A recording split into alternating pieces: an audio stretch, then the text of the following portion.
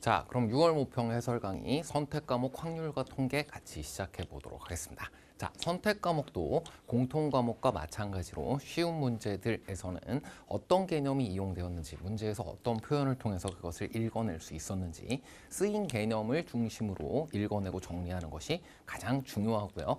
그렇게 공부했을 시에 시험장에서도 접근성이 훨씬 더 높아지게 됩니다. 자, 앞에 몇 개의 문제만 보면 어떻게 진행해야 되는지 금방 감이 올 겁니다. 자, 23번 문제 5개의 문자 뭐뭐뭐뭐뭐까지가 있어요. AAABC예요. 거기까지 밑줄을 긋겠습니다. AAABC 5개의 문자 쪼로로록 밑줄 긋고요. 같은 것이 있는 문자라고 적을게요. 그러면 같은 것이 있는 문자를 모두 일렬로 나열하는 경우의 수네요. 같은 것이 있는 순열입니다. 자, 이렇게 하는 거예요. 최근 수능 시험 문제가 수원수2를 보면 어떤 개념을 이용하는지 그 각각의 개념의 뜻을 묻는 문제들이 제일 먼저 출제되었는데 확률과 통계에서도 마찬가지구나. 그 개념의 뜻을 그대로 읽어내도록 하는 그것이 제일 먼저 출제된다라는 거예요. 자, 여러 가지 순열 파트에서 공부한 것이고요. 자, 교과서에 있는 표현 그 자체가 그대로 복사 붙여넣기인 것을 확인할 수 있습니다. 같은 것이 있는 것들의 순열이잖아요. 자, 그래서 5 팩토리얼 나누기 3 팩토리얼. 자, 지금은 간단히 계산만 하면 되기 때문에 5, 4, 20 하고 구해주면 되겠습니다. 3 팩토리얼 부분이 모두 약분된다라고 생각하면 돼.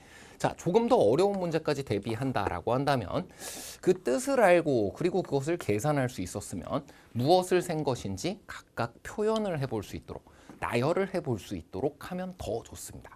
자, 바로 다음 문제부터 이제 시작이 됩니다. 자, 문제의 소재가 주어지면 그것을 어떻게 하라고 했어요? 그저 계산이 아니라 눈앞에 나열해서 표현해 보라고 했어. 자, 그게 얼마나 확률과 통계에서 중요한 역할을 하는지.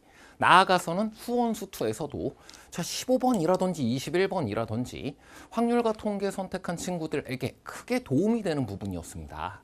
자, 경우의 수 자체를 모두 내가 나열해서 자, 가장 기본적인 방법이 수열처럼 나열을 해보는 거고요.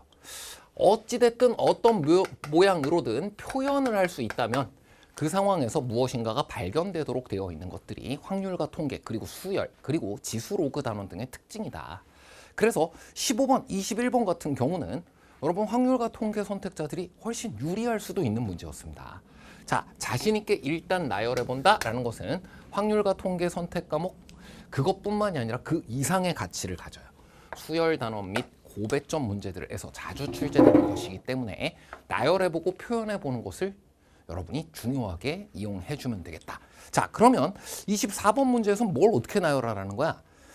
주머니 A가 이렇게 있고요. 주머니 B가 이렇게 있습니다. 자, 거기서 어떻게 한다고 했냐면 A에서 B에서 각각 카드를 임의로 한 장씩 꺼낼 때 거기 임의로 동그라미 칩니다. 이거 차쌤이 자주 강조하던 것이구나. 수학적 확률의 전제 조건이에요. 자, 어떤 P, A라는 확률을, 사건 A가 일어날 확률을 경우의 수분의 경우의 수로 구하는 개념을 말하는데 자, 이렇게 하기 위해선 전제 조건이 있고요. 그 전제 조건이 지금 임의로 동그라미 친 그 녀석이야.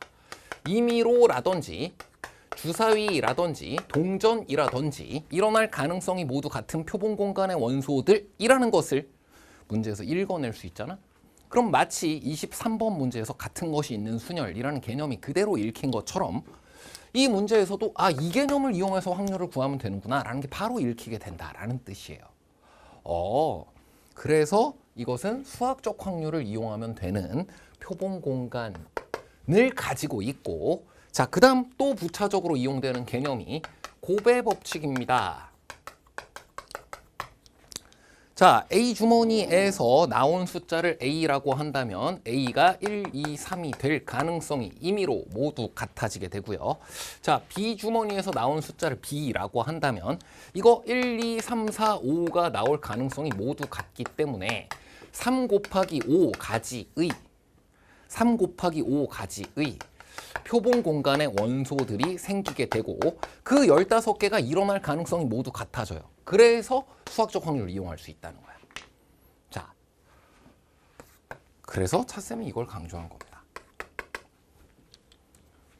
이 15가지가 일어날 가능성이 모두 같은데 그것을 나열해 볼 수만 있다라고 한다면 그럼 마지막에 꺼낸 2장의 카드에 적힌 수의 차가 1인 경우가 몇 개인지를 찾을 수 있고 15개 분의 몇 개 등으로 정확하게 정답을 구할 수 있지 않겠니? 이 부분에 있는 차가 1이 되는 경우의 수를 정확히 내가 세워나가기 위해서는 표본 공간의 각 원소 이 15가지를 표현해서 내 눈앞에 볼 수 있으면 가장 좋다는 거예요. 자, 그래서 이 경우의 수 확률 파트에 있는 쉬운 문제부터 어려운 문제까지를 모두 맞추어 나가기 위한 가장 중요한 덕목, 바로 나열이고 표현이에요. 그리고 그것이 그 이상의 가치를 갖는다고 했어요. 앞으로 남은 기간 확률과 통계에서는 무엇을 중심으로 공부해야 될지 너무나 분명한 것입니다.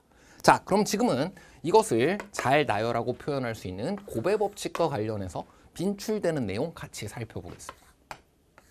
주사위 2번 던질 때는 꽤나 익숙한 녀석일 수 있어요. 1, 2, 3, 4, 5, 6, 1, 2, 3, 4, 5, 6 해서 36칸을 표현을 하게 되면 마치 36화소짜리 화면처럼 그 36칸이 모두 일어날 가능성이 같은 순서쌍들을 표현하게 된다. 자, 지금은 15칸이 나오는 거예요. 1, 2, 3이 일어날 가능성이 다 똑같다고 했으니까 그거마다 1, 2, 3, 4, 5가 일어날 가능성 또한 모두 똑같고 그래서 지금 여기에 사각형의 넓이가 거의 같게 만들어진 것처럼 이 15개는 모두 일어날 가능성이 동일한 표본 공간의 원소를 표현하고 있다. 15칸. 그 중에 A와 B의 차가 1이 되는 녀석 찾아주게 되면 이 1, 이거예요. 차가 1이에요. 1, 2, 차가 1이에요. 3, 2, 2, 3. 그래? 그 다음 또 뭐가 있니? 4, 3도 있네요. 4, 3도. 5는 4랑 만나야 되는데 아쉽게 여기는 4가 없어. 그래서 차이가 1이 되는 경우는 지금 보이는 것과 같이 5개다. 이 15개 중 아무 데나 떨어지도록 내가 여기서 다트를 던지는 거야. 근데 이 5개, 사실 이런 기하적 의미도 가지고 있는 것이기 때문에 수학적 확률 2가지 강조하겠습니다. 이 수학적 확률 또한 우리가 경우의 수분의 경우의 수로 확률을 구한다는 것은 익숙한 내용이지만 평가원은 이 교과 개념대로 움직일 수밖에 없다. 그래서 마치 족쇄에 걸린 것처럼이라고 차쌤이 자주 표현하는데 그 흔적을 남기게 돼 있어요. 그 수학적 확률을 이용하기 위한 전제 조건에 신경을 쓸 것. 그럼 이것을 이용할 수 있는 상황을 알아차릴 수가 있게 된다. 자, 그 다음 이것은 경우의 수를 기반으로 한 확률 구하기이기 때문에 그 표본 공간의 각 원소를 모두 표현해 주는 것이 중요했고 그 안에서 이 사건이 일어난 경우의 수를 역시 모두 표현해서 셀 수 있었다라고 하면 무리 없이 정답을 구할 수 있고요. 자, 경우의 수 안에서도 이와 같은 뭔가 특정한 조건, 이 사건과 같은 것을 가지고 있는 경우의 수를 세라고 하는 것이 보다 어려운 문제가 되겠습니다. 자, 그래서 이 앞에서도 제일 먼저 개념을 읽어내는 것이 제일 중요하다. 그것을 구할 수 있게 되었으면 그 다음은 그것을 뜻대로 나열해 보는 것까지를 좀 관심 두면 조금 더 어려운 문제도 맞출 수 있게 된다. 자, 이와 같은 것이 있는 순열 중에 A가 서로 이웃한 경우, 이웃하지 않은 경우 등 얼마든지 조건을 더 추가해 줄 수가 있어요. 그럼 그중 그것이 되는 것이 있고 안 되는 것이 있을 텐데 내가 모두 표현할 수만 있다면 모두 나열할 수만 있다면 당연히 그것을 모두 찾아낼 수 있지 않겠니? 세는 방법까지도 모두 찾아낼 수 있지 않겠니? 그래서 오히려 이 부분을 공부한 학생들이 막 지금 시험을 봤는데요. 시험 방금 보고 왔는데요. 하고 있는 거예요. 내가 확률과 통계 진짜 다 나열해봤더니 정말 다 풀리고요. 그것이 그것뿐만이 아니라 앞에 있었던 모든 수열 문제 등 수원수투에서의 고난도 문제에서도 굉장히 중요한 역할을 했다. 그래서 이렇게 봤다라는 말을 여러분이 다음번에 꼭 하기를 바란다라는 겁니다. 자, 다음은 25번 보겠습니다.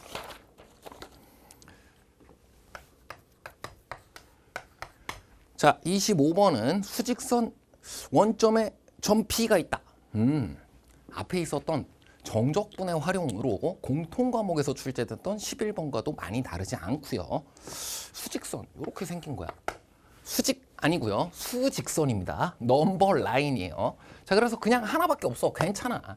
자, 여기 원점에서 나온 수가 6의 약수이면 양의 방향으로 1만큼 이동시키고 6의 약수가 아니면 가만히 있는데요. 아, 굉장히 쉽네요. 6의 약수가 나오는 사건을 A라고 한다면 그 사건 A가 일어날 때마다 X좌표가 1 늘어나게 돼. 근데 그게 안 일어날 때 뭐 뒤로 간다 이런 게 있으면 조금 복잡해지는데 뭐 그 또한 다 살필 수 있습니다. 다 나열해서 하면 돼요. 근데 이게 일어나면 안 움직인대. 아, 그러면 내가 A라는 사건이 지금 한 2번쯤 일어났으면 좌표 2에 가 있겠네. 3번 나왔으면 어떻게 될까요? 지금 촬영자님이 대답하고 있어요. 3까지 가네.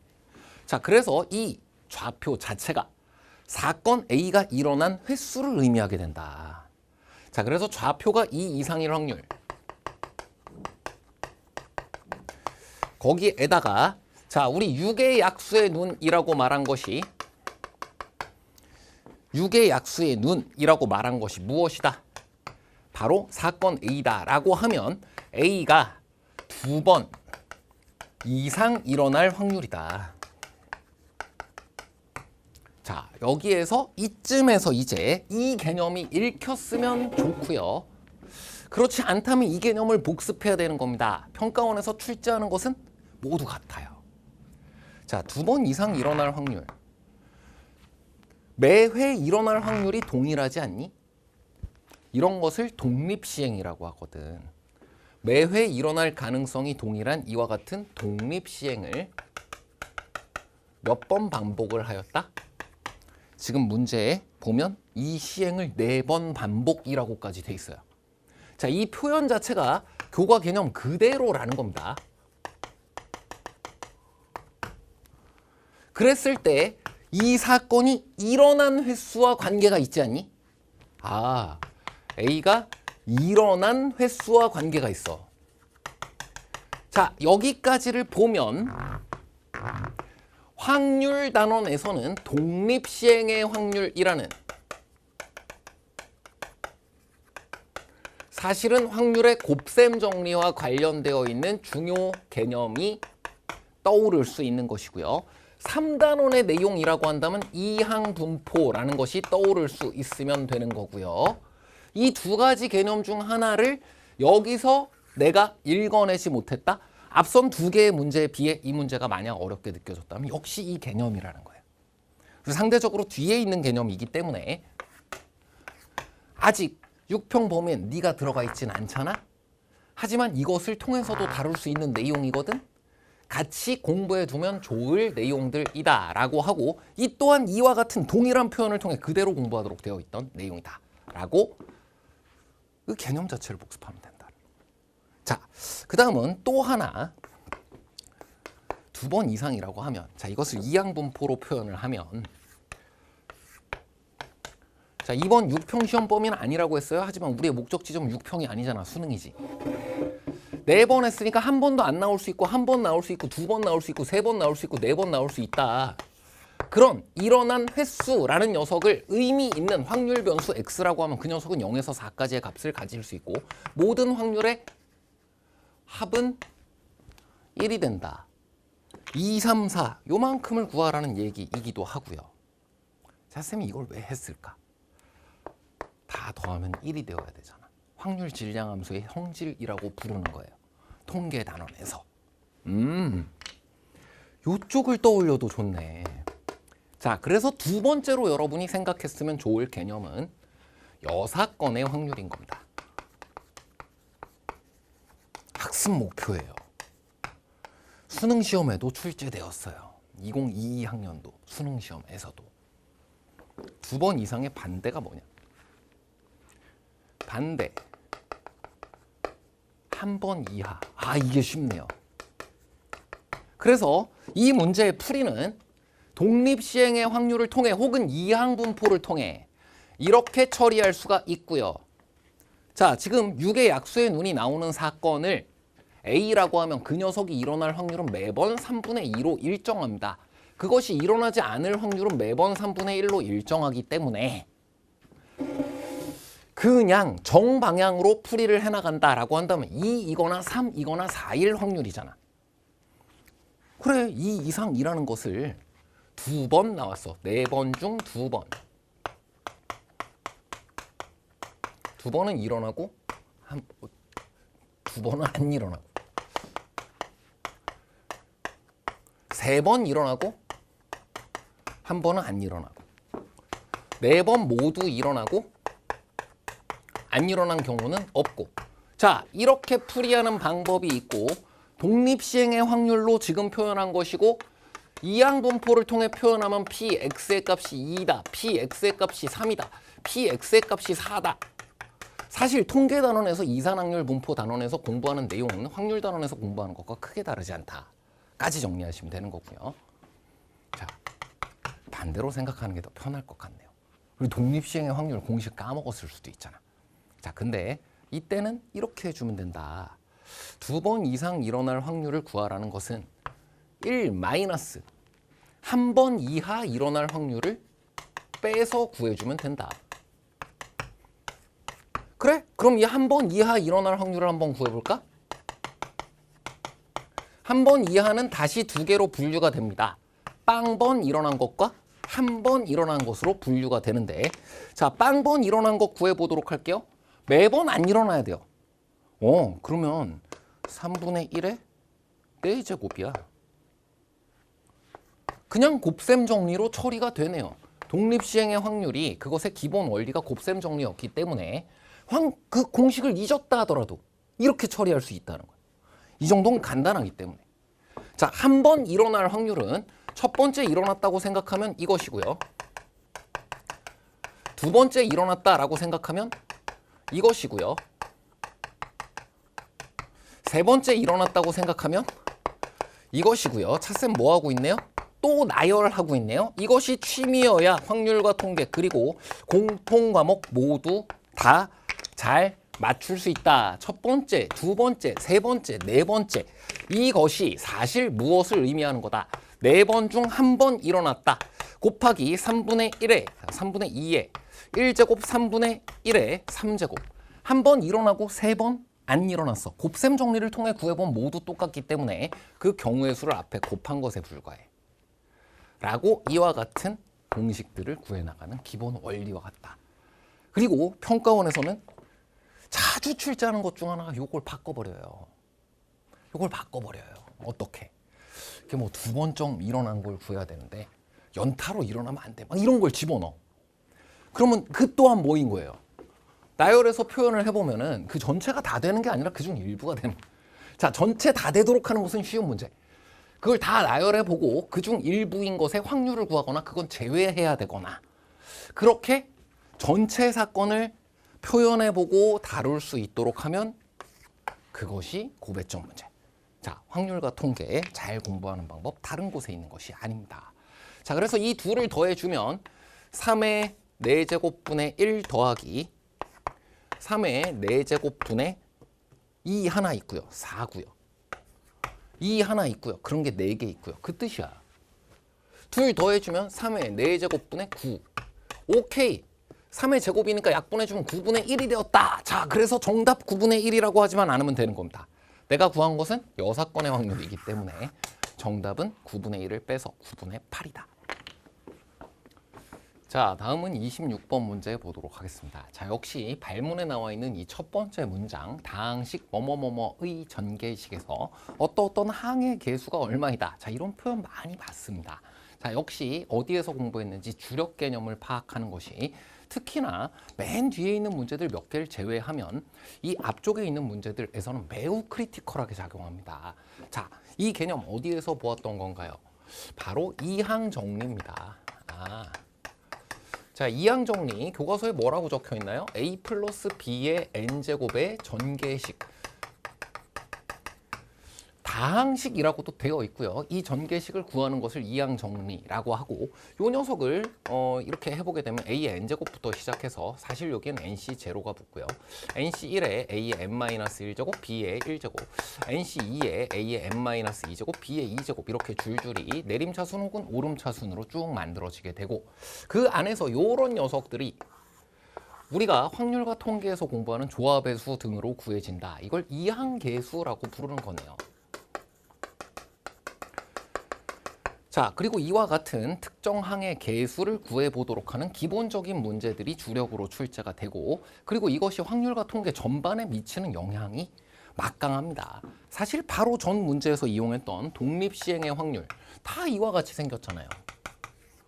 그리고 이 뒤에서 또 공부하도록 되어 있는, 그렇지, 독립시행의 확률 하면 이항분포지.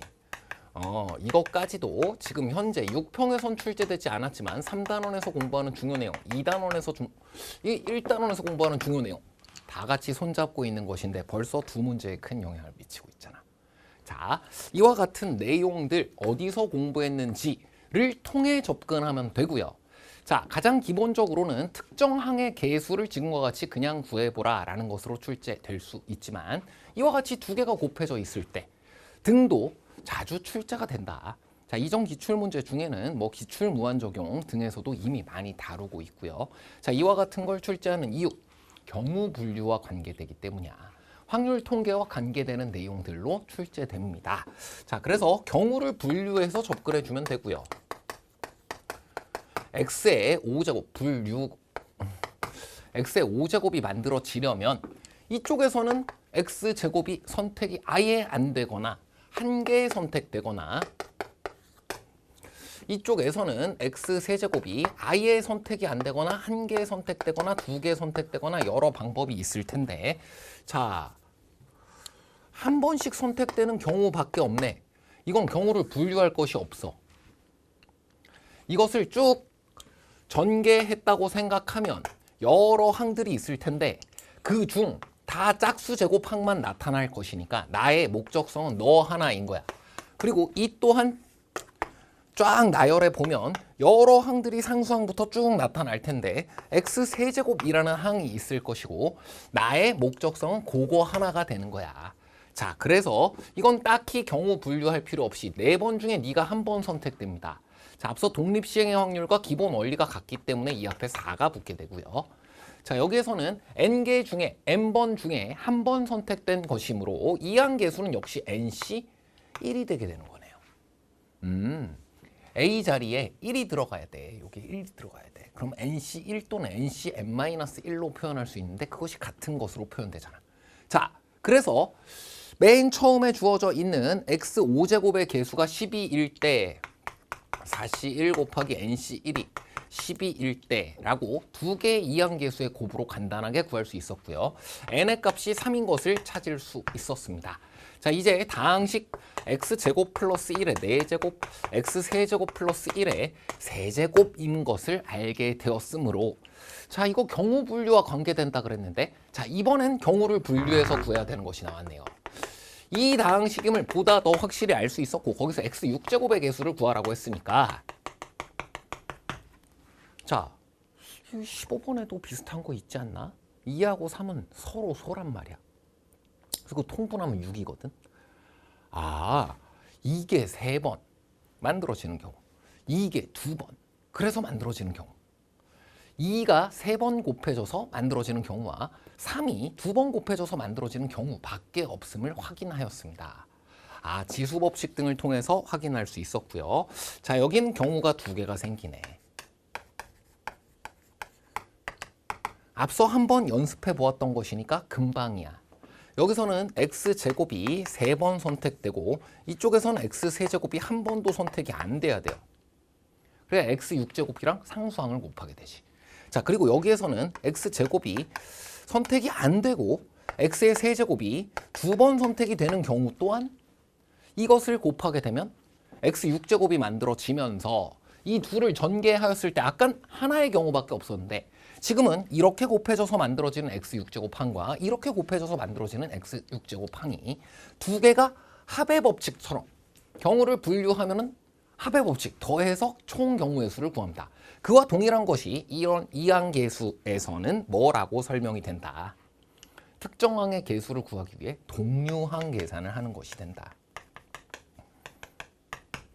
자, 그래서 이렇게 만들어지게 되는 경우부터 먼저 찾아보면 x의 6제곱 앞에 자, 너의 이항계수는 뭐가 만들어져요? 4C3, 바로 4가 만들어집니다. 자, 너는 상수항이 만들어져야 되는데 상수항은 그냥 1이에요. 오케이, 이런 항이 하나 나오고 이쪽 역시 상수항이 만들어져야 되는데 상수항 이항계수 1이에요. 자, 이쪽은 x세제곱이 2번 선택된 것의 이항계수를 구해야 되는데 자, 그냥 이항계수만 가지고 구할 수가 있습니다. 3C2, 3이 이쪽 x의 6제곱 앞에 붙게 되는 계수다. 동류항 계산해주게 되면 정답 7x 6제곱 바로 계수가 7이 됨을 확인해서 2번 정답을 구할 수 있었고 자, 이 이항계수, 이항정리 등에 대해서 공부해 두는 것은 처음에는 이게 특정항의 계수를 구하라 하는 쉬운 문제 중심으로 출제되니까 어떤 의미인지 확률과 통계에서 어떤 역할을 하는지 잘 모르고 공부하게 되는 경우도 있어요. 하지만 이제 6평 지나가면서 독립시행 확률? 이거랑 거의 같은 기본 원리야. 이거 이 앞 문제에서도 있었던 거야. 그리고 평가원은 이스터 에그. 앞에 있는 문제로부터 개념의 연결 과정을 통해 무엇인가를 떠올릴 수 있는 사람을 우대한다라고 했었잖아. 이렇게 손을 맞잡고 진짜 출제되네. 이제 통계 파트까지 같이 시험 범위에 포함되면 와, 이것은 뭐 거의 화려한 멤버입니다. 이 셋이 손을 잡고 출제되면 그럼 그것은 높은 변별력 그리고 비싼 문제 그리고 문제가 하나가 아니에요. 지금처럼 그와 같이 될 수 있는 것이니까 이제 확률 통계 파트를 좀 더 잘 정리해 나가는 와중에는 이 이항 정리 파트도 다시 한번 복습을 잘 해보자. 이 이항계수들에 대해서 익숙해지는 것만으로도 굉장히 유리해집니다. 자, 그 다음은 27번 문제 보도록 하겠습니다.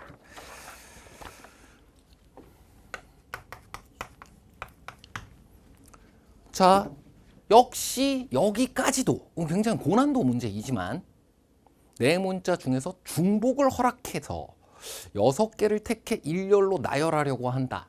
개념이 읽히지 않나요? 서로 다른 4개의 문자 A, B, X, Y 중에서 중복을 허락한다고 했어. 그리고 6개나 택할 수 있는 이유는 중복을 허락했기 때문이야. 중복을 허락 안 했으면 4개 택하면 더 이상 안 되지. 6개를 택해서 어떻게 한다고? 일렬로 나열한대. 야, 이게 쉬운 문제만 그런 줄 알았는데 진짜 차세말 맞네. 23번 문제에서도 같은 것이 있는 문자들을 일렬로 배열하라고 했잖아요. 같은 것이 있는 순열의 뜻이에요. 여러 가지 순열에서 공부했던. 그게 뭐야 이거는? 중복 순열의 뜻이에요. 이게 보입니다. 단 어려운 문제는 뭐가 좀 다를 수 있다라고 했어. 23번 문제에 같은 것이 있는 순열이다라고 하면 공식대로 그냥 계산하면 되잖아. 근데 이것은 그냥 계산하면 되면 이 자리에 안 와 있을 것 같아요. 중복 순열의 수인데 3의 세제곱이 27인데 27번에 있어요. 이건 그냥 해본 말이에요. 자, 어찌됐든 이 중복 순열이라는 녀석에 대해 아마도 그대로 묻는 것이 아니라 이것 또는 이것을 묻고 있을 것이다 라고 차쌤은 예상한다. 아니, 사실 이렇게 낼 수밖에 없어. 이렇게 낼 수밖에 없어. 그러니까 그냥 단순 계산, 그 다음 바로 여러분이 신경 써야 될 건 뭐라고 했어요? 무엇을 세웠는지 나열하고 표현해 본다. 이렇게 하면 뭐가 발견되냐면 이것을 잘 세는 방법이 발견돼. 3의 세제곱 등으로 지금 이것은 그냥 중복 모두 허락해가지고 지금 하면 4의 6제곱으로 계산되잖아요. 그럼 이거 1024가 훨씬 넘는데 2의 12제곱이잖아. 이거 4000이 넘어. 4000이 넘어. 그게 지금 정답일 리가 없어. 4000이 넘는 것을. 문제? 그래도 제법 큰 수네요. 3, 400 이 정도는 되네. 하여튼 4000이 넘어. 이건 아니야. 하여튼. 자, 그렇게 거듭제곱 등으로 구해낼 수 있었던 기본 원리입니다. 세는 방법입니다. 그리고 얘는 이 세는 방법 또한 되게 중요합니다. 곱의 법칙이다. 중복 순열 이전의 곱의 법칙이다. 자, 시즌 제로 모의고사 등에서도 이거 뭐 옷을 어떻게 입고 하면서 계속해서 설명을 해주었던 부분이에요. 이건 여러분도 여러 차례 설명해야 될 부분인 거야. 만약에 이걸 4의 6제곱, 6제곱까지는 좀 어렵다 하더라도 이렇게 수영도를 그려가면서 처음에 이게 올 수가 있고 그 다음 중복 허락하니까 그 다음에 또 4개가 다 올 수 있고 4개가 또 다 올 수 있잖아. 그 다음 생각해보면 또 4개씩 올 수 있고 수영도를 그리기가 힘들어지고 이렇게 세는 거라고 기본 원리가. 그래서 그것을 6자리가 이와 같이 있으면 이 자리에 4개가, 이 자리 4개가, 이 자리 4개가, 이 자리 4개가, 이 자리 4개가, 이 자리 4개가 올 수 있기 때문에 4의 6제곱으로 구할 수 있다. 당연 어려운 문제이므로 그저 공식 그뿐 아니라 너나 너를 같이 묻고 있는 문제일 것이다. 보겠습니다. 다음 조건이 성립하도록 이 부분이 붙어 있잖아요. 그 부분이 안 붙어 있으면은 23번, 24번 쉬운 문제. 이 가, 나가 붙어 있으면 그럼 어려운 문제. 근데 많이 어렵냐? 그렇지가 않네요. 양 끝 모두의 대문자가 나온다. 여기 대문자라는 거야. 여기 대문자라는 거야. 그럼 2 곱하기 2 곱하기 2 곱하기 아니 4 곱하기 4 곱하기 4 곱하기 그게 아니네. 이 자리에는 2개가 올 수 있네. 맨 앞에 이 둘이 사라져야 되는 거네. 그리고 맨 마지막 수영도에서도 맨 마지막은 4개로 갈라지는 게 아니라 2개로 갈라지는 거네. 오, 됐어요. 자, 그 다음 A는 한 번만 나온대. 이건 생각을 잘해야 됩니다. 이 사이에 있는 4군데만 이제 잘 하면 되는데 다 세워버린 다음에 A가 2번 나온 거 다 빼? 3번 나온 거 다 빼? A가 안 나온 거 다 빼? 너무 많을 것 같아. A가 한 번 나온다 그랬잖아. 이런 경우가 있고 이런 경우가 있고 이런 경우가 있고 이런 경우가 있고 와 소름 쫙 지금 지가 해놓고 지가 차쌤이 해놓고 차쌤이 지금 소름 돋았어요. 왜? 앞에 있었던 문제에서 6의 약수의 눈이 나오네 안 나오네 하는데 4번 중 한 번 나온 이게 4C 1 가지구나. 똑같은 거야. 원리대로 공부한 학생을 우대한다. 앞서 내가 배운 그대로 특히나 모든 경우의 수라는 것들은 전부 무엇입니다. 모든 경우의 수라는 것은 카운트, 세기가 본질입니다. 무엇을 세웠는지를 내가 직접 표현해가며 공부했다? 그게 맞는 거잖아요. 그러니까 그 사고 과정은 해보았다면 메리트를 준다. 앞선 문제에서 뭔가 이렇게 이스터 에그 제작자가 이렇게 숨겨놨어. 뒷문제에 대한 힌트를, 복선을. 영화 제작자가 막 하듯이 막 앞에서 옆에 지나가던 아저씨가 딱 얘기를 했는데 그게 나중에 이런 의미였어. 심심해서 이렇게 하는 게 아니고요. 모의고사 만드는 사람 입장에서 얘기하는 겁니다. 그렇게 한 사람이 더 잘한 거잖아. 우대 받아야 공정한 거지. 그냥 심심해서 하는 게 아니라 여러분이 열심히 공부하면 그 공정성을 위해 우대받을 수 있도록 무조건 필요한 장치인 것이다. 그리고 이거 생각해보면 여기는 아무거나 와도 되잖아. 곱하기 4, 곱하기 4, 곱하기 4 이렇게 하면 돼요. 아, 2 곱하기 4 곱하기 4 곱하기 4라는 게 아니 잠깐만, 곱하기 4가 아니지. A는 더 이상 안 나오니까 곱하기 3, 곱하기 3, 곱하기 3이지. 그래서 순열의 수 셀 때는 앞에 있었던 게 안 나와야 되니까 4, 3, 2, 1 내려가면서 곱하는 거잖아요. 그래서 여기 세 가지. 그래서 곱하기 3, 곱하기 3, 곱하기 3. 그래서 이게 27번 문제인가 봐? 역시 그냥 해본 소리예요. 자, 그럼 여기 4개이기 때문에 4C 1. 정답 8. 아니 잠깐만. 2의 제곱. 너도 제곱이지. 파란색 2의 제곱. 앞 뒤에 한 번씩 곱했다고 생각해도 되고요. 그래 다시 너는 이 빨간색 요 부분 아니야 요 사실은 이 4개 이게 빨간색 세 부분 됐어요. 자, 그래서 4, 4, 16에다가 27을 곱하면 정답 432이다. 근데 이제 평가원에서도 이 출제진들이 이게 차쌤도 좀 그렇거든요. 이게 여기 모의고사 파이널 모의고사 이런 거 하다 보면 차쌤 모의고사는 주관식 답에 100이 많기로 유명하지. 왜? 그냥 숫자를 이렇게 맞추다가 그래 여러분 100점 맞으세요 이런 의미를 넣는다고. 27의 배수가 답이네요. 왜 이러는 거지? 모르겠어요. 자, 이런 이상한 생각은 차쌤이 다 하고, 그리고 그러한 뭔가 평가원이 숨겨둔 내용들, 이러한 것들은 차쌤이 다 분석하고 생각해가지고 이런 부분까지도 다 소개를 할 테니까 여러분은 아, 이게 굉장히 공정하구나, 본질적으로 공부해 나가면 되는구나, 그 부분만 계속 익히고요. 이런 시험지를 보면서 그런 생각을 좀 했으면 좋겠어요. 아, 문제를 풀이할 때 그것의 풀이의 양이라든지 막 계산 연습하는 것, 그것을 주력으로 하기보다는 소통, 어떤 개념을 묻고 있었고 내가 그 계산을 통해서 얻었던 내용의 의미, 뜻에 관심을 두고 있는가. 수원 수투랑 똑같네요. 뜻, 소통 능력을 제일 중시하고 있는 이런 시험지를 보면서 양적인 부분뿐만이 아니라 질적인 부분까지 잡고자 하는 공부를 해 나가야 되겠다. 그럼 앞으로 내가 모의고사 풀고 문제 풀이하고 할 때마다 좀 더 어디에 관심을 둬야 되는 거야. 그냥 내가 그것을 계산하는 그 부분에만 관심을 두는 게 아니라 문제와 어떻게 소통을 했고, 그리고 그 문제를 내가 어떤 개념을 통해 접근해 나가고 있는지라는 문제풀이 초입 과정의 가치, 총평 때 얘기했던 거 있잖아요. 자, 그 부분에도 같이 관심을 두었으면 좋겠다. 차쌤 또한 여러분이 앞으로 모의고사를 풀이하면서 그 방향을 계속 신경 쓸 수 있도록 계속해서 강의도 하고 교재도 준비하고 그렇게 해나갈 예정입니다. 자, 다음은 28번 문제 볼게요. 자, 숫자 1, 2, 3, 4, 5 중에서 서로 다른 4개를 택해 일렬로 나열하 만들 수 있는 모든 4자리 자연수 중에서 임의로 동그라미. 아, 이것도 수학적 확률을 이용하면 되네요. 세상 이렇게 쉬워. 그래? 그러면 서로 다른 4개를 택해 일렬로 나열한다. 그거 몇 개야? 5P4잖아.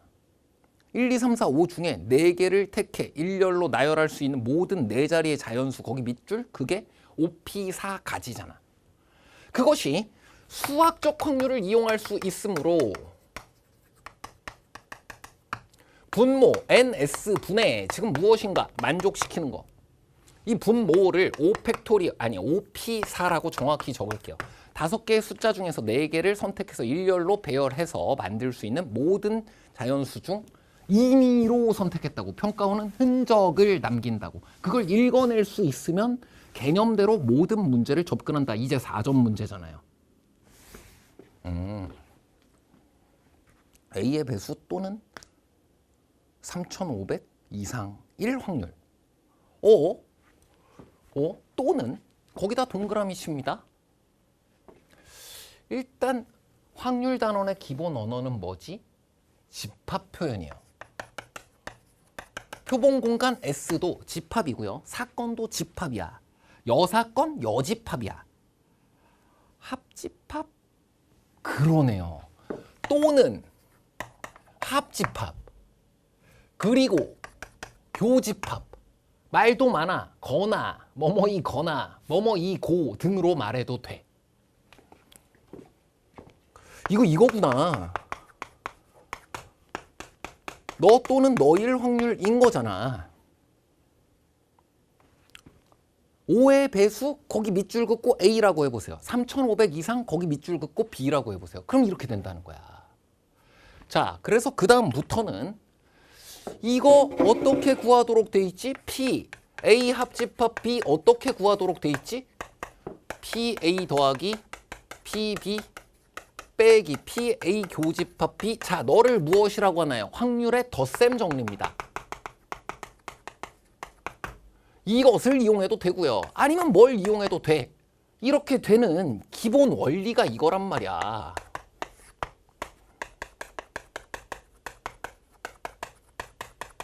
지금 수학적 확률 선택했으니까 밑에 걸로 가도 되지. 너로 이걸 증명한다고. 덧셈 정리 및 그것의 원리까지 이용하면 된다. 아, 집합 기호가 확률 단원에선 표준어다. 차쌤이 자주 하는 얘기예요. 집합. 왠지 정겹잖아. A 있고 B 있잖아. 이 다 셌어. B 다 셌어. 너무 많아. 우리 반이 40명밖에 없는데 야구장 갈래? 손 들었더니 30명. 축구장 갈래? 손 들었더니 20명. 50명인데? 뭐지? 또 아까 손 들었잖아. 이거예요. 그래서 이 부분을 한번 빼줘야 된다. 그게 덧셈 정리의 기본 원리다. 그래? 이미 이렇게 시작한 김에 이렇게 풀이하지 뭐. 이 부분을 고려 안 해도 될 때 있잖아요. 애들이 양심적으로 한 번씩만 손 들었을 수도 있잖아요. 그런 것을 배반 사건이라고 불러. 집합의 서로소. 이렇게 생긴 거. 그럴 땐 괜찮아. 근데 지금 정말 안 겹치는지는 봐야 돼. 특히 어려운 문제에서 덧셈 정리를 연상시켰을수록 이 부분을 고려하는 것이 핵심이다. 주의하라. 조심하라. 당구장 표시 이렇게 하시면 돼요. 자, 그럼 NA부터 구해볼게요.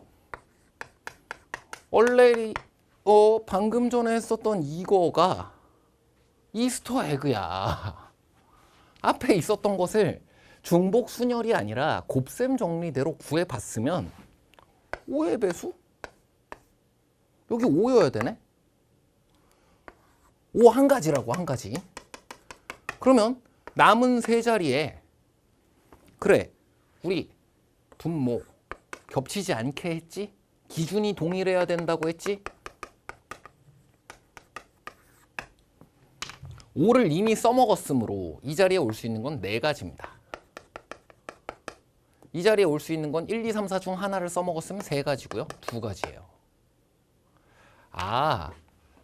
이거네. 중복 순열의 수는 거듭 제곱으로 구할 수 있는데 팩토리얼은 하나씩 줄어들잖아. 잘 봐.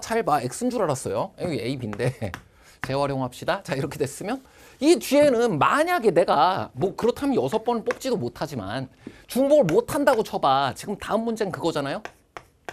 B, X, Y. 3가지. 자, 그 다음 여기서는 너도 3가지. 아까랑 조금 달라지기는 해. 너도 뭐는 뭐다? X는 뭐도잖아. A, B, Y. 4개마다 모두 3가지씩. 그 뒤는 모두 2가지씩. 그 뒤는 모두 1가지씩. 그래서 4팩토리얼은 4, 3, 2, 1. 자, 순열의 수 이전의 곱의 법칙입니다. 평가원은 더 상위 개념, 더 기본, 원리가 되는 개념. 그것만으로도 모든 것을 변별할 수 있다는 사실을 알아요. 그 제일 기본적인, 제일 중요한 이 곱의 법칙이라는 기본 원리. 4, 3, 2, 5를 곱하면 돼요. 4, 3, 2, 5를 곱하면 돼요. 아니야, 이거 5가 한 가지잖아. 4, 3, 2를 곱하면 돼요. 그래서 이게 24가지가 된다라는 이 기본 원리 하나를 말하면 그럼 이 뒤 모든 경우의 수를 그거 뭐 셌는지를 알고 공부했다, 그렇지 않았다라는 걸 그냥 안 봐도 안다는 거야. 지금 이 문제지의 목소리는 곱의 법칙 알고 있냐입니다. 자, 그럼 MB도 볼게요. MB는 3,500 이상이라 그랬는데 이거 좀 많아. 일단 맨 앞이 4거나 맨 앞이 5면 볼 것도 없지. 그럼 3,500 이상이잖아. 3으로 시작하면 좀 긴장돼. 3,500보다 작을 수도 있어. 이게 5가 돼주면 돼요.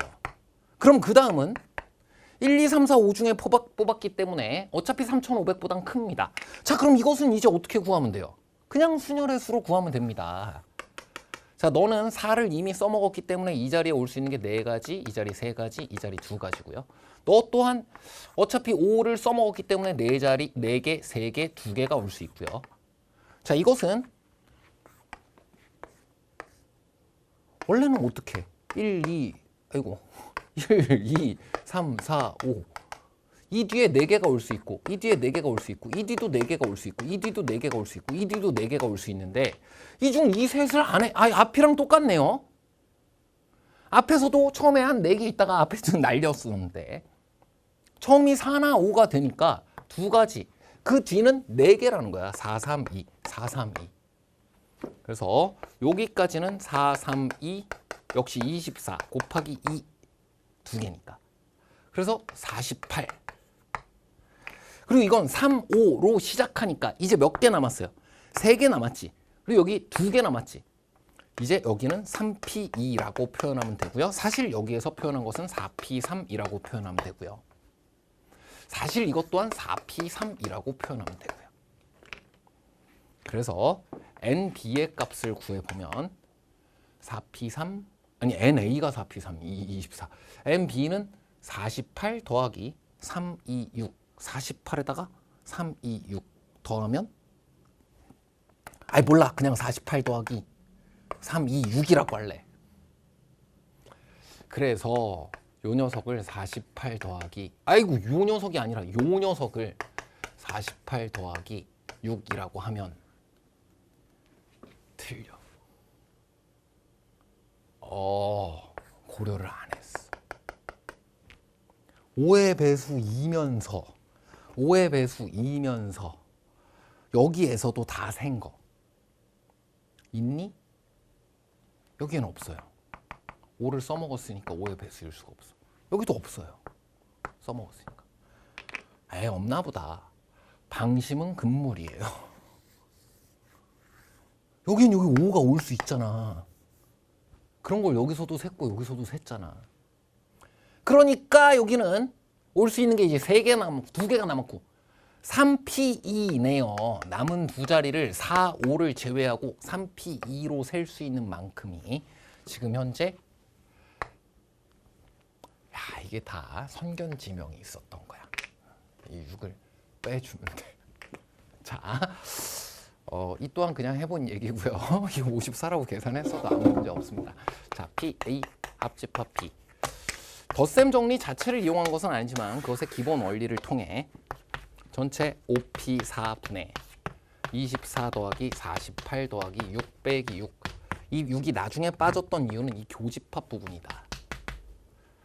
확인해주고 계산해주면 어렵지 않게 4번이 정답이 됨을. 이게 마지막 계산조차도 멋있어요. 이게 사실 아까 거의 4팩토리얼이랑 비슷하게 계산한 거고 이것도 거의 4팩토리얼의 2배 한 것과 비슷하게 계산한 거거든.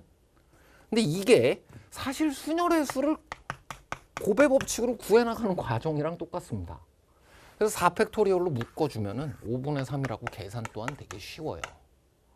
계산이 쉽게 될 부분까지도 차쌤 봐. 이거 더하기를 못하는데 이런 건 잘해요. 왜?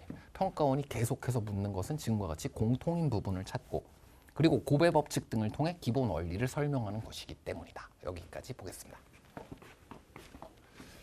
자, 다음은 29번 문제 같이 살펴보도록 하겠습니다. 자, 29번이지만 30번 못지않게 굉장히 까다로운 구석을 많이 가지고 있는 문제이고요. 그래서 좀 어려웠다, 한 번에 처리하지 못했다라고 해도 많이 이상한 것은 아닙니다. 굉장히 어려운 문제이기 때문에 차근히 접근해 나가면서 어떤 부분에 내가 문제점이 있는지 그것을 단계별로 좀 처리를 해야 돼. 자, 첫 번째, 함수의 개수를 센다라는 것 자체가 좀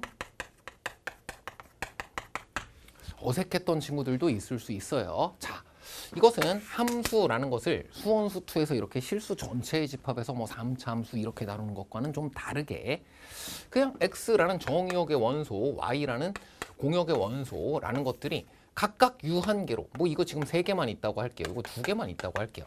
자, 이런 식으로 몇 개 안 되는 것들로 세워져 있는 개념인 거야. 자, 그래서 이것은 우리가 fx 해서 미분하고 적분하는 그런 연속함수하고는 좀 다르게 살필 필요가 있고 교과서 정의대로 대응 방법의 수로 이것을 구할 수 있어야 된다. 즉, 함수의 정의가 무엇이니 x라는 정의역의 원소마다 그에 대응하는 공역의 원소를 하나씩만 짝지워주는 것을 말해요. 나 둘 다 고를래? 이런 거 안 된다는 거지. 그래서 내가 둘을 다 고를 수 있고 나도 둘을 다 고를 수 있고 나도 둘을 다 고를 수 있는데 그중 뭔가가 이렇게 선택이 된 거예요. 이 대응 방법 자체가 하나의 함수다라고 말하는 거고, 자, 이와 같은 화살표를 다른 방법으로 그릴 수도 있겠지. 그걸 가지고 이 함수의 개수를 표현하고 세워나갈 수 있다. 앞에서 얘기했던 거랑 같은 것이 표현이네요. 뭘 세웠는지를 표현할 방법이 여러 가지가 있어야 한다는 거야. 자, 다르게 말하면 이것과 동일한 것은 1, 2, 3에 각각 대응되는 그 함수값들을 각각 4와 5 사이에서 결정하면 되기 때문에 이 자리에 2개 들어오고 이 자리에 2개 들어오고 이 자리에 2개 들어오고 앞에서 하던 곱의 법칙 및 중복 순열의 수 등으로 기본적으로 3개 되어 있다라는 거야. 자, 2단계가 좀 어색하다. 그럼 순열 파트에 있는 함수의 개수부터 잘 복습을 하셔야 됩니다. 기출 무한적용에는 맨 앞부분에서 다루고 있고요. 앞서서도 기출 많이 되었었단 말이야. 자, 혹은 중등 고1 수학 무한적용 거기에서도 함수의 개수 파트 돌아가 보면 순열 조합의 수 등을 통해 쉽게 구하는 방법 하나하나 모두 여러분들이 공부할 방법이 있으니까 자, 고난도 소재로 주력으로 출제되는 부분입니다. 내가 이제 주로 2, 3점짜리 문제는 잘 맞추고 있고 4점짜리 문제에 대한 경우의 수 확률 문제를 대비해야 한다라고 한다면 이게 어색하다라는 첫 번째 단계를 확인을 좀 하셔야 되고요. 대응이라는 의미로서의 함수의 정의대로 세워나간다. 이런 순서상으로도 표현해 볼 수 있다. 자, 여기까지 확인하시면 되겠습니다. 자, 다음은 두 번째 합성함수라는 것이 어려웠을 수가 있어요.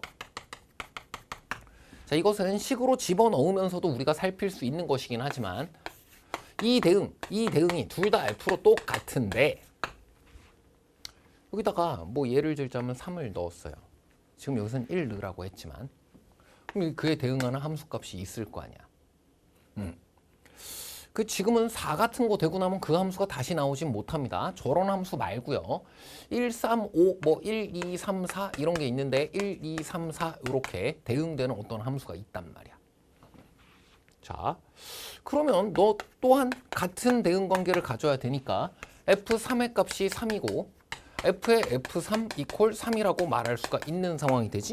뭐 예를 들자면 2가 4에 대응되고 4는 1에 대응되는 이런 함수라고 한다면 2가 4에 대응되었고 그 4는 다시 1에 대응되는 것을 우리가 알 수 있기 때문에 자, 이 빨간색 가지고 우리가 처리해 본 것은 F의 F2가 되겠습니다.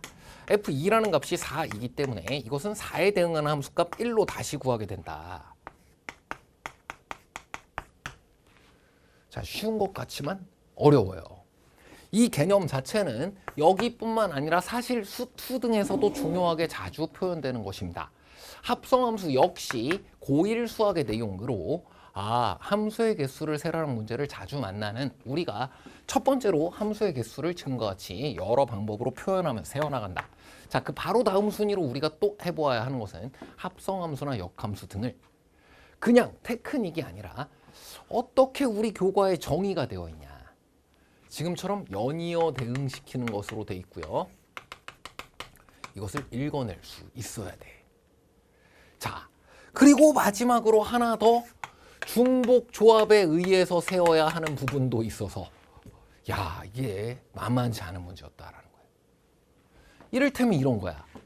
여기 이런 것에서 1, 2, 3에 대응하는 함수값을 구하는데 F1, F2, F3이 이렇게 되어야 한대. 그럼 2 곱하기 2 곱하기 2를 하다 보면 4, 5, 4 이렇게 깨지는 순간이 와버릴 수 있잖아. 그래서 이러한 경우에는 순열의 수로 세는 것이 아니라 4랑 5 중에서 중복 허락해서 3번을 뽑아요. 뽑기만 해. 중복 허락해서 뽑았다. 무슨 뜻이야? 중복 조합이지. 자, 그럼 4, 4, 4, 4만 다 뽑혔다. 그럼 어떻게 배열하면 되니? 4, 4, 4. 4가 한 번, 5가 2번 뽑혔다. 그럼 어떻게 배열하면 되니? 4, 5, 5. 순서가 정해져 있는 지금 나 같은 조건이 있으면 두 번째 조건. 그것은 순열의 수로 세는 것이 아니라 조합의 수로 센 다음 그것을 적당하게 배열해 버리면 이와 같은 함수의 개수를 셀 수 있다. 까지이기 때문에 세 단계 중 어느 곳이 내가 어려웠던 내용인지를 확인을 좀 해야 하고요. 그래서 차근히 접근하라 라고 얘기했던 겁니다. 자, 그럼 이제 바로 세워버리도록 할게요. 합성함수 조건, 가조건을 만족시키는 경우를 위해서 F1을 가지고 경우의 수를 좀 나누어 보도록 하겠습니다. 자, F1이 가질 수 있는 값이 1, 2, 3, 4, 5가 다 있어요. 1부터 한번 살펴볼게. 자, 그럼 합성함수 뭐라 그랬니? 연이어 대응시키는 거. 1을 집어넣으면 1이 되잖아요. 한 번 더 집어넣으면 또 1이 되잖아요. 이걸 뭐라고 불러? F의 F1. 이걸 뭐라고 불러? F1. 자, F의 F1이 4가 될 수가 없네요. 안 돼, 이건. 자, F1이 이번에는 2가 되는 것을 생각해 보겠습니다. 자, 그럼 1을 집어넣은 게 2가 된다는 거예요. 그 2가 4에 대응될 수도 있겠네요. 아, 이 경우는 되네. 지금은 F1이 2이지만 F의 F1, 즉 F2가 4가 돼주면 되는 것을 확인하였기 때문에 이제는 F1, F2, F3, F4, F5 자, 뭐 저 화살표 매핑으로 해도 괜찮고요. 지금처럼 나열해 보는 것 제일 좋은 방법입니다. 자, 네가 2가 되는 상황을 생각한 거고 그렇게 됐을 땐 F2가 4가 되는 것까지가 되어줘야 가조건이 만족이 돼. 그래? 그럼 이제 F3, F4, F5를 마음껏 결정하면 되니? 아니, 나 조건은 만족시키면서 해야 돼. F1보다 F3이 같크, F3보다 F5가 같크. 이걸 만족시켜야 된다고. 그럼 얘는 2, 3, 4, 5 중, 얘도 2, 3, 4, 5 중. 아, 근데 순서가 정해져 있으니까 2, 3, 4, 5 중에 두 개를 그냥 중복 그렇게서 뽑기만 하면 되는구나. 만약 2, 2가 결정되면 2, 2. 만약 4, 4가 뽑히면 4, 4. 5, 4가 뽑혀도 4, 5. 아, 순서는 어차피 정해질 것이기 때문에 뽑기만 하는 수, 이것을 우리는 중복 조합의 수라고 하고요. 4개 중 중복 허락해서 2개를 뽑아 이 두 자리를 채워주면 되겠습니다. 그래서 이것이 10. 이 두 자리를 결정하는 방법이 10가지이고요. 자, 4는요. F4는 뭐가 돼야 돼? 얘는 지금 가, 나 조건에 특별히 영향을 미치는 게 없습니다. 지맘이에요, 지맘. 나는 자유다. 프리. 5개 모두 될 수 있다. 모두 다 될 수 있다. 고배 법칙으로 50가지임을 찾았습니다. F1이 2일 때 50가지의 이와 같은 함수 값의 대응 관계가 생길 수 있고요. 중복 순열의 수를 표현할 수 있으면 되는 거예요. 앞에 있었던 합성함수 필요하고요. 이런 대응 방법의 수라는 개념 또한 필요하고요. 그리고 중복조합의 수대로 다룰 수 있어야 돼. 아, 만만치 않은 문제 맞구나. 잘 나누어 구하면 되고 결과적으로는 이런 고배 법칙 등을 중심으로 해서 구하도록 되어 있는데 지금은 실제로 고배 법칙을 가지고 구한 것은 요만큼밖에 안 돼. 오케이. 자, 그 다음 세 번째 F1이 3이 되는 경우도 해보게 되면 이제 빨리 할게요. 1, 3 이게 4가 돼줘야 되잖아. 그래서 F3의 값이 얼마가 돼줘야 돼? 4가 되어줘야 돼. 그래야 F의 F1이라는 값이 이게 3이 되면서 F3의 값이 4 이렇게 된다라는 가조건을 만족시키게 돼. 자, 그 다음 F1, F3, 아니 F2 마음이 바빠요. F3, F4, F5 차쌤도 다 나열하잖아. 이건 나열하는 사람이 이긴다고요. 진짜 정말 내 말을 믿어봐. 많은 학생들이 정말 나열했더니 확통, 나열, 수열, 나열, 수열은 나열이다. 맞네요. 확통도 이렇게 하니까 다 맞네. 다른 방법이 아니야. 평가원 출제 매뉴얼에 모두 그와 같이 적혀 있다고. 유일한 방법. 경우를 나누어 직접 표현한다. 내가 뭘 세고 있는지 표현할 수 있으면 어떻게 틀리냐는 거예요. 주어진 조건을 만족시키는 것들만 내가 지금 네가 얼마 되는 거 지금 3 되는 거 찾았고요. 그래서 F3이 4가 되도록 지금 결정이 나야 하고요. 그럼 이제 남은 몇 개? 3자리만 마음껏 결정하면 되네? 아니, 마음껏이 아니라 얘네 셋은 같크. 이번엔 얘만 하면 되네요. 알아서 3, 4가 돼 있어. 얘가 4 또는 5. 아무거나 오면 돼. 이것이 2가지이고요. 이 둘이 이번엔 다 자유야. 세상에. 이게 생각보다 쉬워. 너 자유. 너 다 와도 돼. 이것은 고배 법칙, 중복 순열의 수로 세면 된다. 거기에 2를 곱하면 되기 때문에 F1이 3인 경우에는 몇 가지가 가능하다라는 것을 확인하였다. 이것도 50가지네요. 자, 여기까지 했더니 100점이 눈앞에 보입니다. 여기까지 하면 100이고요. 자, 그 다음 4번 F1이 4가 되는 경우 해보도록 하겠습니다. F1이 4가 되었어요. 그럼 F4 또한 4가 되어야 되는 것을 역시 확인할 수가 있고 1, 4, 4, 가능하네. 자, 이 부분 합성함수에 대해서도 다시 확인하시길 바랍니다. F1, 2, 3, 4, 5인 거 이젠 알잖아요. 그만 쓸게요. 자, F1짜리는 4가 되고요. F4자리도 4가 되어야 되는 것을 알았으므로 이제 남은 3개의 자리를 결정해 주면 되는데, 그래, 너랑 너는 같크 해야 되지. 그러니까 여기에도 4, 5 중에, 여기에도 4, 5 중에 와야 되는데 4, 4 오는 거 가능하네? 4, 5 오는 거 가능하네? 5 오는 거 가능하네? 사실 3가지다 라고 금방 구할 수 있는데 4, 5 중에 중복 허락해서 2개를 뽑는다.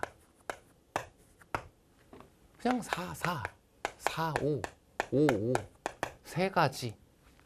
이 중복 허락해서 뽑는 EH2 마저 그것이 왜 3인지를 정확히 설명할 수 있는 것이 더욱 좋다.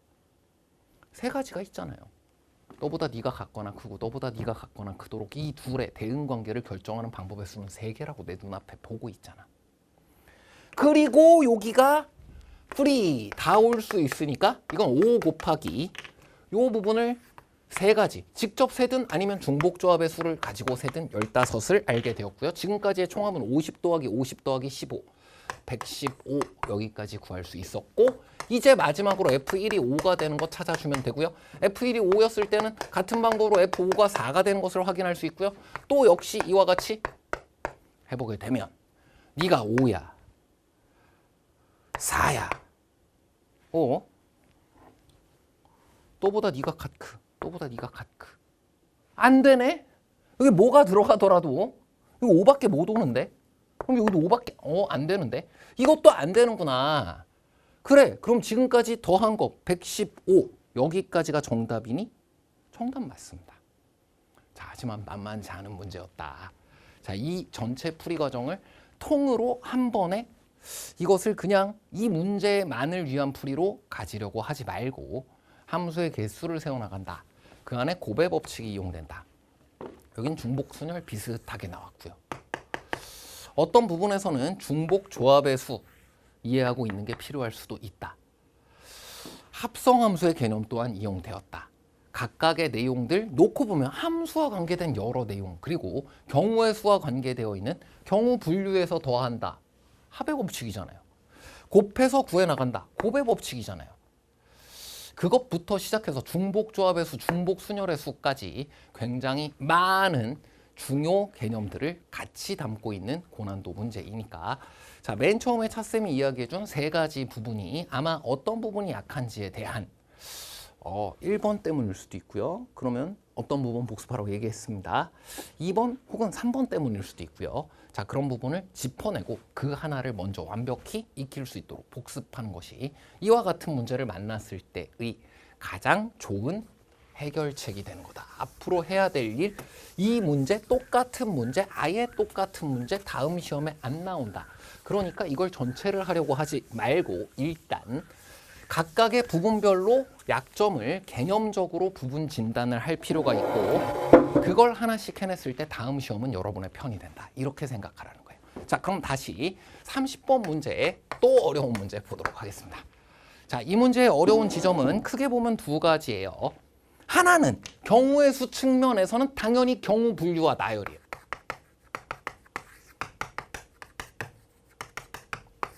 이건 뭐 경우의 수가 관계되어 있는 모든 문제 공통이야. 자, 그리고 또 하나의 중요한 개념이 여기에 있습니다. 마지막에서 2번째 줄 보세요. B-A가 5 이상이다. 1대. 거기 동그라미 치고요. 1대. 차쌤은 수업 시간에 1대, 저대 뒤에 있는 쉼표까지 다 같이 별표 쳐놓으라 그랬어. 뭐뭐뭐뭐 1대.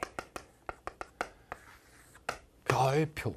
이 앞에 있는 것이 주사위를 던질 때 등의 시행이 아니라 뭔가가 일어났다라는 사건이잖아. 그럼 이것은 그냥 확률이 아니다. 지금 사건 맞나요? 맞습니다. B-A가 뭐 5 이상이다. 뭐 이런 사건이야. 그런 특정 사건이 일어났다라는 것을 조건부로 한다는 거야. 그 다음 뭐뭐뭐뭐 1 확률을 구하라. 여기는 C-A가 10 이상일 확률을 구하라. 이렇게 돼 있지. 이 사건이 이미 일어났고요.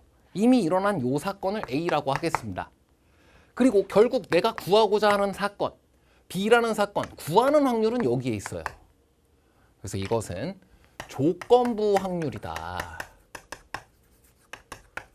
그냥 감으로 처리하면 안 되는 부분이 이거 자체가 우리 확률 단원의 절반이에요. 그래서 지금처럼 고배점 문제 소재로 계속해서 이용돼. 이것은 그냥 PB를 구하라는 확률이 아닙니다. 이건 그냥 PB가 아니라 P, B바 A야. P 구조라고 기억하면 돼. 구하는 것이 있는데 조건부가 있다고. A가 일어났다는 것을 기반으로 했을 때 사건이 달라지는 것을 말하는 거라고. 자, 주사위 던졌을 때 1, 2, 3, 4, 5, 6이 있는데 뭐 찻샘과 공부했던 사람은 이거 몇 번 들었는지 모르겠어요. 근데 그 문제 자체가 이 상황 자체가 수능 시험날 계속 나온다고.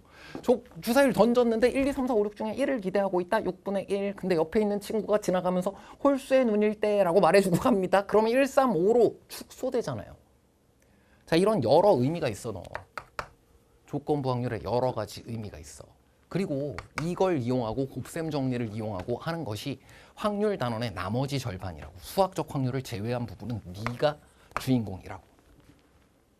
그래서 방금 이야기한 것처럼 구분을 해서 기본적인 상황을 처리할 수 있어야 될 뿐만 아니라 어떤 사건이 이미 일어났을 때 시간 순서를 뒤집어서까지 이것을 생각할 수 있도록 의미를 잘 공부해 두어야 된다. 자, 그러면 지금은 방금 전에 했던 주사위 던졌을 때 1, 2, 3, 4, 5, 6이 일어날 가능성 다 똑같잖아요. 근데 그 중에 홀수 1, 3, 5라고 한정 지어주면 그 1, 3, 5가 일어날 확률이 또 똑같다고 생각할 수 있잖아요. 표본 공간의 축소로 생각할 수 있는 상황이다. 주어진 시행의 모든 경우의 수 n분의 s, ns분의 nb 이렇게 구해야지 하고 있다가 그럼 분모가 전체 경우일 거 아니에요. 분모가 1, 2, 3, 4, 5, 6 전체였을 거 아니에요. 근데 이걸 읽는 순간 아, A가 일어났다고? 축소. 그래서 이렇게 구할 생각을 바꿔 생각을 해야 되는 상황이다. 자, 지금 이 녀석은 NA분의 NA 교집합 B로 구할 수 있는 표본 공간의 축소로 구할 수 있는 상황이다. 이것 이외의 나머지 조건부 확률의 의미까지도 여러분 교과서나 판로 등을 참고해서 꼭 확인해 두라. 자, 그럼 이렇게 풀이를 진행해 보도록 하겠습니다. 자, 일단 NA를 먼저 구할게요. 표본 공간이 축소됐어. 그래서 전체 경우를 다 세는 것이 아니라 이미 요 사건은 일어난 경우의 수 그것만 생각하면 된다고. 1, 3, 5 안에서 생각한 것처럼. 그래서 NA를 구해보려고 하는데 NA는 B-A가 5 이상인 경우의 수잖아요.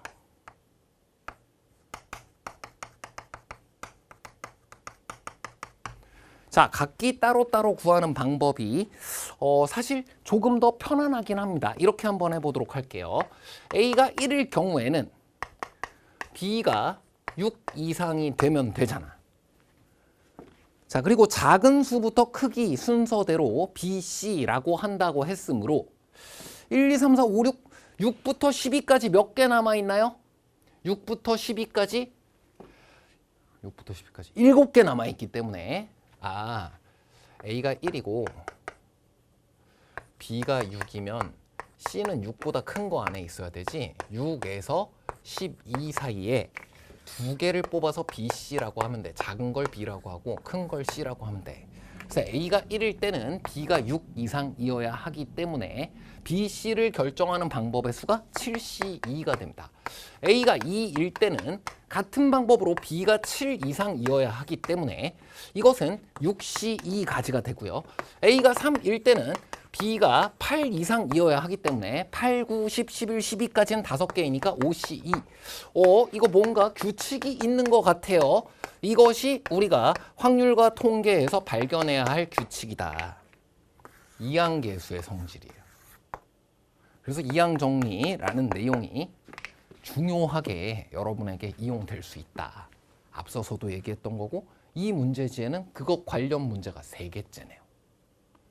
익숙해지는 것만으로도 나에게 유리해진다. 파스칼 삼각형 등에서 공부한 하키스틱 공식에 의해 이것을 다 더하게 되면 8C3, 56까지라고 바로 구할 수가 있다. 자, 이것이 최선이고요. 분모에 들어가게 될 녀석이 56인 것을 바로 구한 것과 같습니다. 자, 그 다음은 두 번째로 그냥 NB를 구하는 것이 아니라 그건 그냥 PB 구할 때고 지금 PB가 A이기 때문에 NA 교집합 B를 구해야 돼요. 자, 이것은 뭐라고 얘기하면 되니? 교집합이 아까 뭐라 그랬어? 그리고 이고. 그래서 이것은 C-A가 10 이상이다. 요것만 구하는 것이 아니라 B-A는 5 이상이고 C-A는 10 이상인 것을 세워야 한다. 만약 내가 주사위를 난 1, 2, 3 중에 하나가 나오길 바라고 있었는데 홀수래요. 1, 3, 5 3개 중에 1, 2, 3 3개니까 100%네? 이러면 이상하잖아요. 1, 3, 5로 줄어졌는데 그 안에서 1, 2, 3에서 2도 탈락시켜줘야지. 그 안에서만 1, 3을 생각해서 3분의 2라고 답해야 한다. 자, 사실 이 조건부 확률 또한 여러분의 직관적인 판단 및 실생활 의미 속에 다 있는 것이기 때문에 욕심 부리시길 바랍니다. 만약에 이것을 내가 정확히 읽어내고 구분할 수 있다.